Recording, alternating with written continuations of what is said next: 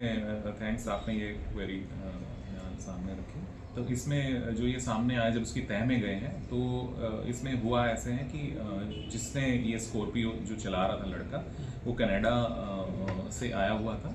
इन्हीं के घर का एक मेंबर है, यहाँ सिविल लाइन एरिया में रहता है। तो उसकी सिस्टर जो है यहाँ इस यूनिवर्सिटी में वो स्टूडेंट है, तो उनसे वो मिलने गया था या उनको रिसीव करने गया था। तो उस दौरान उसको कुछ ऐसा लगा कि कोई दो लड़के जो बुलेट पे सवार थे, तो वो कुछ गलत व्यवहार उसकी सिस्टर के साथ कर रहे हैं, ऐसा सामने आता है। तो उस बीच में अभी तक, क्योंकि उसको हम पकड़ नहीं पाए हैं अभी भी, बट हम काफ़ी क्लोज हैं, तो यही सामने आता है कि उसने जानबूझ के मारी या एक्सीडेंट हुआ। अभी तक तो यही है कि उसने जानबूझ के ये टक्कर मारी है, और हमने तुरंत इसमें जो रजिस्ट्रेशन किया था वो अटेम्प्ट टू मर्डर के सेक्शन लगा के किया था। हालांकि इसमें नेक्स्ट डे जो है बच्चों ने रोड जाम भी किया, तो हमने उनको समझाया, उनको बताया। मेरा भी यूनिवर्सिटी जाना हुआ था किसी डिफरेंट उद्देश्य से, तो उसमें भी मैंने उनको इशू रेज किया था कि भाई आपको अगर ऐसे रोड जाम अगर करेंगे तो पुलिस भी उसमें बेसिकली डिस्टर्ब हो जाती है, जो काम होता है वो कहीं ना कहीं डिले ही होता है। तो अगर आपको कुछ ऐसा इशू है तो आप डिप्टी कमिश्नर या एसपी के ऑफिस में आएँ, या वहाँ पे आपको बैठना ही है तो वहाँ बैठ जाएँ। तो अभी दोबारा जानकारी मिली है, जैसे बच्चे भी कह रहे हैं कि वो दोबारा कनाडा चला गया, कुछ ऐसे? नहीं, अभी अभी देखिए ये सारी जो है र्यूमर्स हैं, मैं कहूँगा ऐसा कोई पुख्ता ये नहीं है। बट आपको बताने के लिए हम उनका जो लुकआउट सर्कुलर है वो उसी रात हमने जारी करा दिया था, अर्ली मॉर्निंग में इशू हो गया था। इसके साथ जो आपने लक्ष्य निर्धारित किया, क्या उस लक्ष्य की प्राप्ति हो गई? ट्रैकडाउन के दौरान हर जिला पुलिस अधीक्षक निर्धारित करता है। जी बिल्कुल, जो लक्ष्य की बात करें तो जो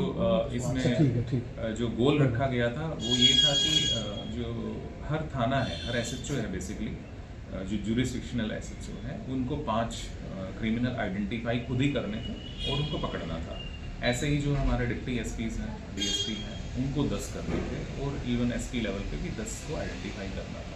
तो हमारे जैसे डीएसपी हैं, एसपी हैं और एसएचओ के जो टोटल टारगेट निकल के आते हैं 60 प्लस 10 और 10 ऐसे 80 नहीं, 15 प्लस 60 प्लस 10 ऐसे बनते हैं। लेकिन क्योंकि जो क्रिमिनल्स डीएसपीज ने आइडेंटिफाई किए वो भी नीचे से ही आएंगे, तो ऐसे करके लगभग 70 के क्रिमिनल्स थे, तो हमने 69 तो इसमें पकड़े ही हैं। सर, पिछले दिन आपने 10 पुलिस कर्मचारियों को बर्खास्त किया है, उसके बारे में कुछ कहें? उसके बारे में मेरा ये कहना था कि उसका जो सस्पेंशन है वो पनिशमेंट नहीं है, एक मैसेज देने के लिए कि वो जो बीट इंचार्ज थे जिनके एरियाज़ में ये डबल बर्निंग के इश्यूज़ उनको डायरेक्शन देने के बावजूद राइज हो रहे थे, और जो सिविल डिपार्टमेंट है उनकी टीम्स लगातार जो है एरिया में जा रही थी, उनके साथ ऑफकोर्स पुलिस टीम भी जा रही थी, बट कहीं ना कहीं केसेस फिर भी बढ़ रहे थे। और CAQM जो commission for air quality management है, और इवन जो honourable supreme court of India है, उनकी तरफ से डायरेक्शंस लगातार आ रही थी। तो इसमें जींद में ये थोड़ा सा मैं हेजिटेट नहीं करूँगा कहने में, जींद नंबर 1 आ रहा था वायलेशन के इसमें, तो उसमें एक मैसेज स्ट्रिक्ट देने के लिए ये कार्रवाई की गई।